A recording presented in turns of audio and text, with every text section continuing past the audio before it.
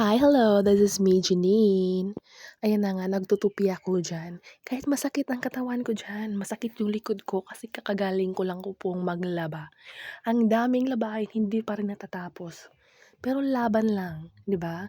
Ayan, nagtutupi, may sideline na ano, o yan, 'di ba? Kita niyo yan? Hmm. Kahit pagod yan, fighting pa rin para sa kinabukasan. Kailangan nating maglinis kasi baka pamahayan na tayo ng ahas.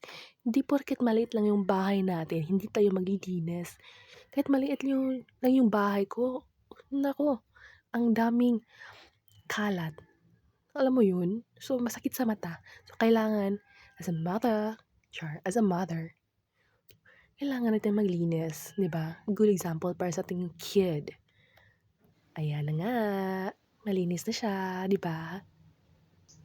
Ang dali lang. Password kasi. Bye.